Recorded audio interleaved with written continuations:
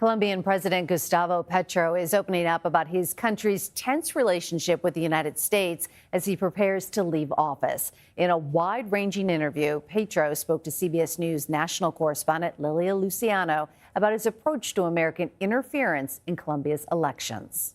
Yo he seguido manteniendo la colaboración con Estados Unidos, no me interesa la diferencia política porque esto es para salvar gente. And no troops on the ground, nada de fuerzas de Estados Unidos en conjunto luchando en tierra colombiana. En tierra colombiana no, en tecnología, coordinándonos, en operaciones incluso directas en el mar, en puertos, con la DEA, etcétera, hay mucha colaboración. La mayor colaboración se llama inteligencia. Esto se derrota con inteligencia. Lilia Luciano joins us now from Bogota, Colombia. Lilia, it's great to see you. You also asked the president about increased violence from organized crime groups in Colombia. What did he have to say?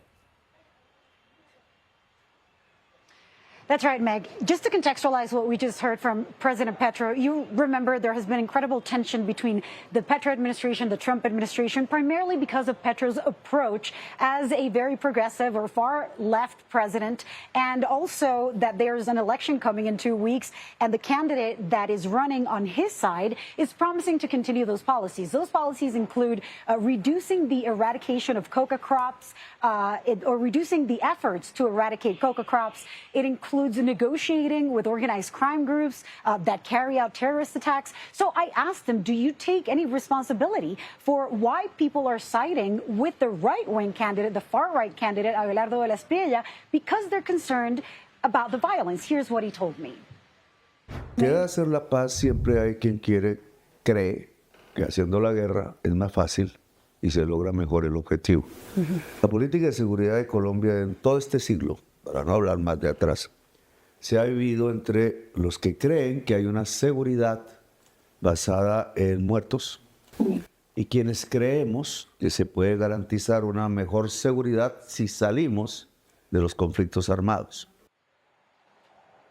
Earlier this week, Lilia. So what President Petro is talking about, he's saying, yeah, go ahead. No, you go ahead. Well, you know, the thing is that Petro is saying that if the right wins, people are voting, the people who voted in the first round of the election, predominantly because they're concerned about security. What he's saying is if you declare war on these groups, then things are going to get more violent, there's going to be more death. But Colombians are seeing an increase in massacres and in crimes from these organized crime groups. People are fearing and feeling intimidated and threatened. And so that's what, you know, the people on the other side, on the right, are saying, is saying no, because of his negotiations failing, because of these groups being so violent and active, this is why the right is gaining so much momentum ahead of this election. Lilia, earlier this week, President Trump endorsed Colombia's far-right candidate for president ahead of the June 21st runoff election. What was Petro's response? I asked him specifically about this in the context of the violence, of the drug war, of everything else that we discussed.